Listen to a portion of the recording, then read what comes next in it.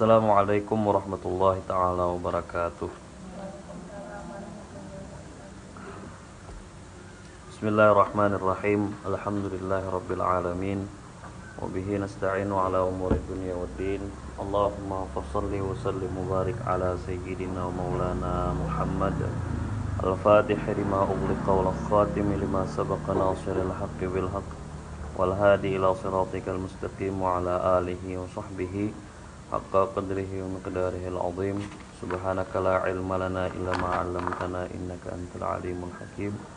Rabbi shrah li sadri wa yassir li amri wahlul 'uqdatam min lisani yafqahu qawli bijahin nabi wa sahbi wal al thumma amma ba'd. Ma'asyiral hadirat yang dirahmati Allah, pertama-tama marilah kita bersyukur kepada Allah Subhanahu wa taala yang mana dengan limpahan taufik dari Allah Subhanahu wa taala di sore hari ini bisa melanjutkan kembali pengajian rutin. Allah Subhanahu wa taala berfirman, A'udzubillahi minasyaitonir rajim. Bismillahirrahmanirrahim. Man 'amila shalihan min dzakarin aw unsa wa huwa mu'minun falanuhyiyannahu hayatan thayyibah.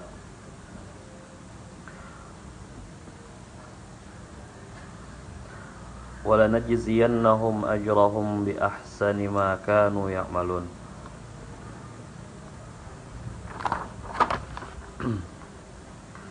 Allah Subhanahu wa taala berfirman, man 'amila shalihan min dzakarin aw unsa wa huwa mu'minun falanuhyiyannahu hayatan thayyibah. Artinya, man 'amila shalihan, siapa saja yang beramal soleh. Jadi di sini Allah Subhanahu wa taala berfirman, siapa saja yang beramal soleh. Nah, itu masih universal ya kan, siapa saja. Nah, siapanya itu siapa ya kan. Kemudian dijelaskan di sini min zakarin au unsa, baik itu dari jenis laki-laki ataupun perempuan.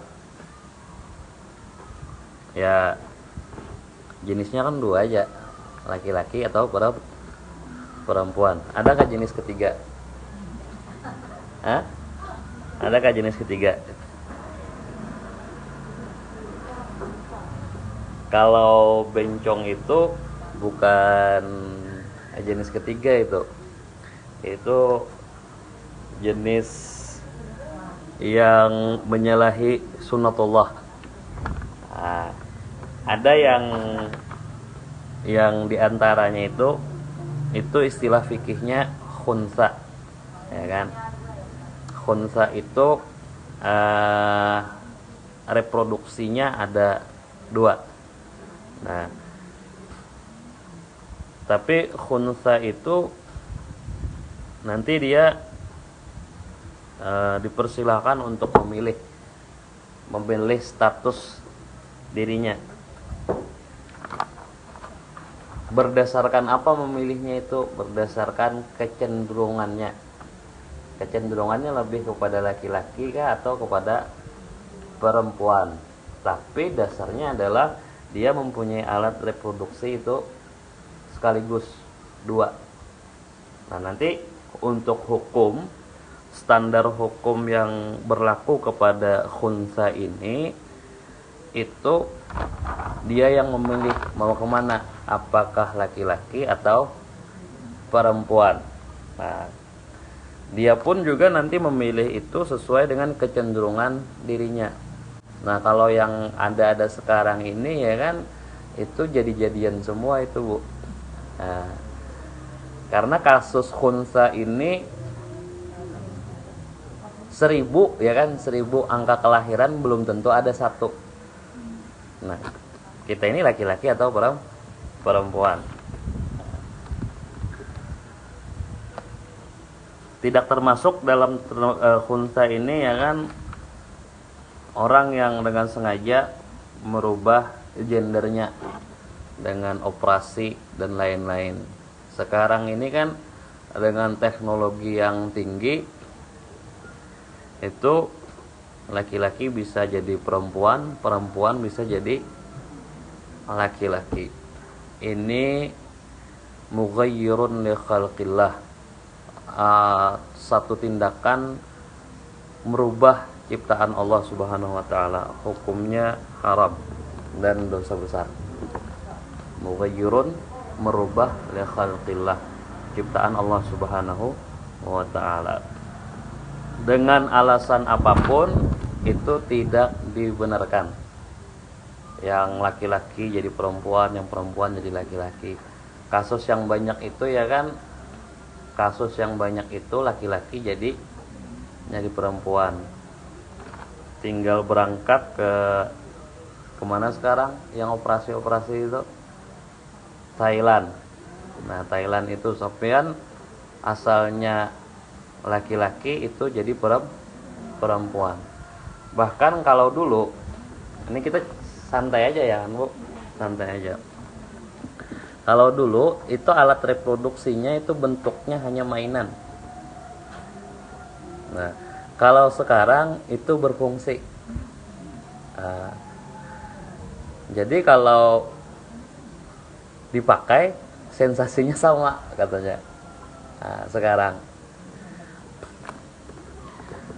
dengan alasan apapun hukumnya haram, tidak boleh. Jangankan merubah seperti itu,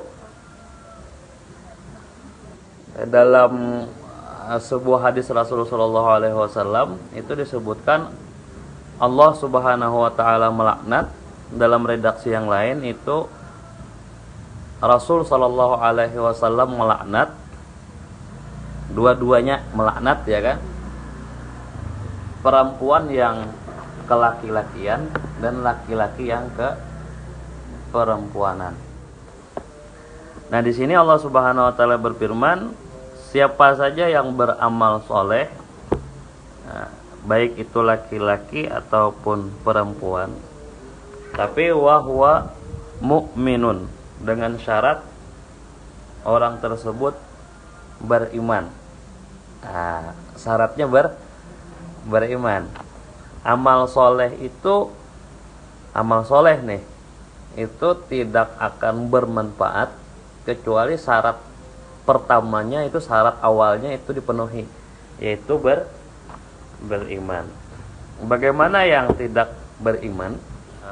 Orang yang non muslim itu juga amil solehan, beramal soleh. Ini amal soleh ini kan kalau bahasanya itu amal soleh itu pemahamannya universal, umum Bu, ya kan, semua yang baik ya kan, itu dianggap sebagai amal soleh. Nah, kita melihat ya kan, ada orang non muslim dengan tetangga baik, kemudian sedekahnya bagus ya kan, senang membantu ya kan, ringan tangan dan lain-lain. Nah, bagaimana itu ya kan?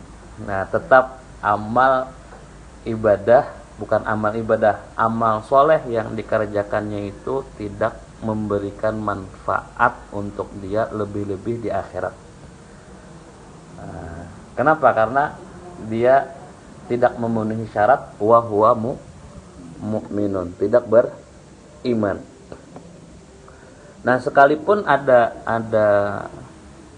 pendapat ulama itu yang mengatakan bahwa orang yang non muslim apabila dia beramal soleh, yang amal soleh universal tadi bukan sholat, bukan naik haji atau apa ya kan, karena kan kita ini secara kemanusiaan itu ada nilai-nilai yang kita sepakati itu bagus, misalnya ya kan, ringan tangan, bagus dengan tetangga dan lain-lain ya kan. Itu kan tidak hanya orang Islam, di luar Islam pun itu mengatakan bagus, baik ya kan. Nah, bagi yang non muslim itu sebagaimana yang disebutkan oleh Al-Imam An-Nawawi Al-Bantani di dalam Qatrul Ghaith, kitab Qatrul Ghaith, itu syarah akidah Abi Lais, beliau katakan bagi orang yang belum beriman, apabila dia beramal soleh, maka amal solehnya itu menjadi tabungan. Tabungan seperti apa, Bu? Itu akan menjadi pahala bagi orang tersebut kalau satu waktu dia ditakdirkan menjadi seorang muslim. Jadi ketika dia muslim, ya kan, kalau orang masuk Islam itu, ya kan, dosanya kan itu dihapus oleh Allah Subhanahu wa taala, dosa kafirnya, kesyirikannya dan lain-lain.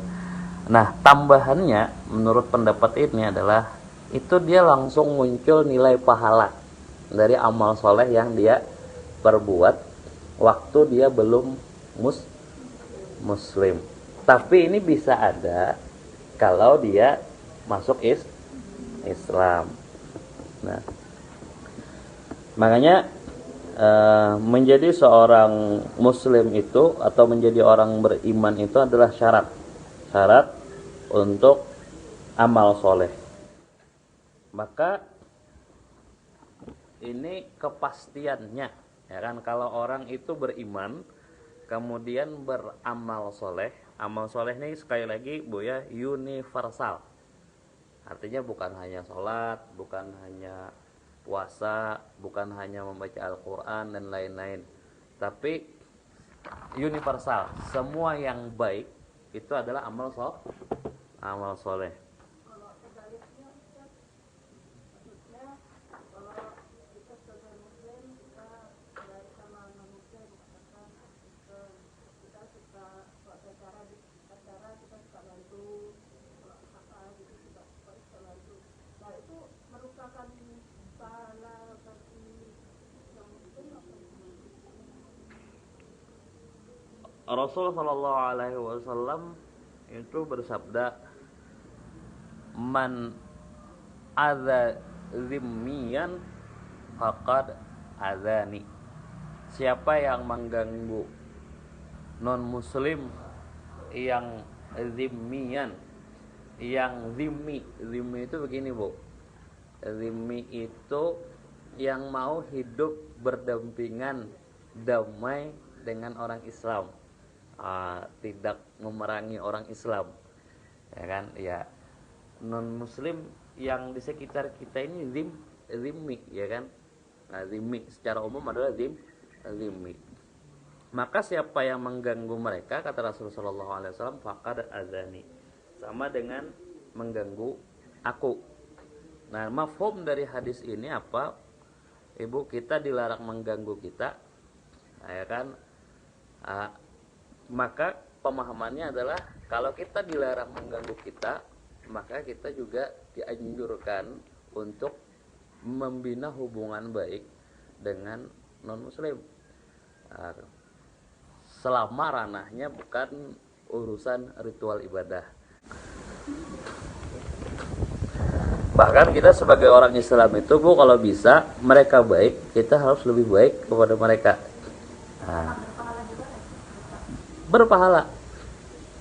Siapa bilang berbuat baik dengan non muslim itu tidak berpahala? Jangankan non muslim, ya kan, yang bukan manusia saja, ya kan, binatang, hewan, itu kita kalau berbuat baik dengan mereka itu ada nilai pahalanya. Apalagi ini masih manusia, ya kan. Hanya kita muslim, mereka non muslim.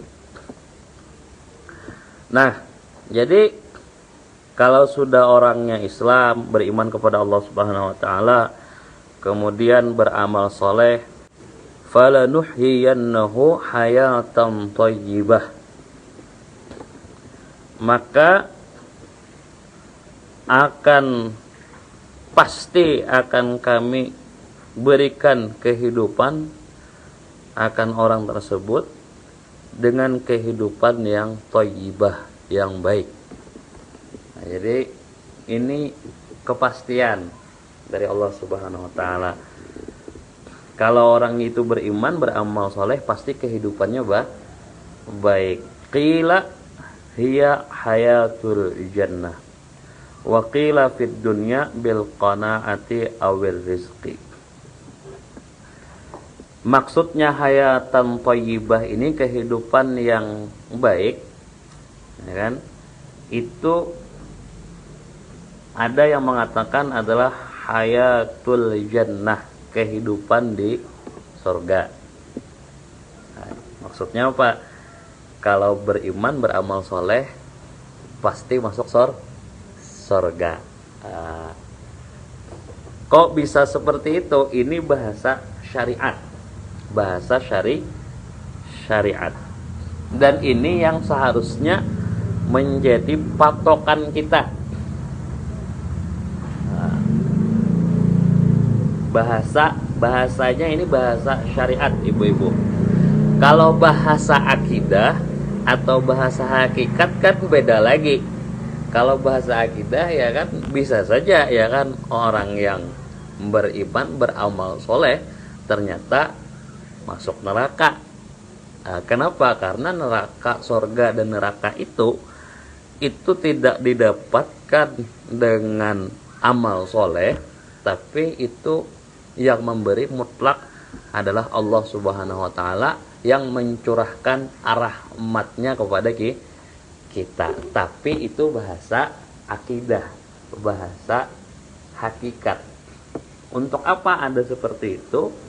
Agar bagi yang beriman dan beramal soleh itu tidak mengandalkan amal solehnya untuk kehidupan yang bahagia di akhirat, tapi tetap mengandalkan Allah. Tapi ini bahasa dalam Al-Quran, bahasa syariat seperti ini. Nah, kalau orang beriman beramal soleh pasti masuk surga. Nah, tapi sekali lagi pula itu bahasa janji syariat. Toh semuanya ya kan milik Allah Subhanahu wa taala. Wa qila fid dunya bil qanaati awir rizqil halali. Ada yang berpendapat maksudnya kehidupan yang baik itu adalah kehidupan di dunia. Balasannya di dunia. Balasannya di dunia dengan mendapatkan al-qanaah, perasaan qanaah atau rezeki yang halal. Nah, kalau ibu-ibu mau di mana nih? Mau di dunia apa di akhirat? Hah? Mau di mana? Mau di mana, Bu? Maunya dua-dua ya kan? Nah, dan ini tidak salah kalau diartikan bahwa ya dua-duanya didapat. Kalau orang beriman, beramal soleh, kehidupan dunianya bagus, baik, kehidupan akhiratnya juga baik. Sudah beriman, beramal soleh ya kan, tapi rezekinya masih macet ya kan, tapi masih diberi oleh Allah Subhanahu wa taala al-qanaah, sifat rasa cukup. Nah, memang kalau masalah dunia ini, Bu, harus ada qanaahnya. Kenapa? Karena diilustrasikan oleh Rasul sallallahu alaihi wasallam, kalau kita di dunia ini, Bu, kalau sudah punya satu gunung emas, itu maunya 2 gunung emas. Nah, kalau sudah punya 2 gunung emas, maunya 3 gunung emas dan seterusnya. Maka yang diperlukan itu adalah al-qanaah.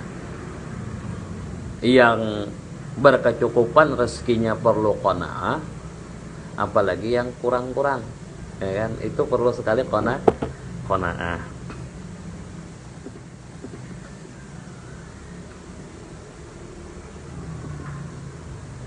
Angka perceraian di Brau ini tinggi, Bu. Ya kan? Angka perceraian di Brau ini tinggi. Ya kan? Pemicunya apa? Pemicunya itu adalah will dan pill. Wanita idaman lain, pria idaman lain. Tapi ditelusuri lagi, Bu, will dan pill itu ada kenapa? Karena faktor ekonomi. Merasa kurang cukup, dianggap ya kan suami yang ini ya kan itu kurang, jadi coba-coba yang lain ya kan, ternyata pas dijalani lebih kurang lagi.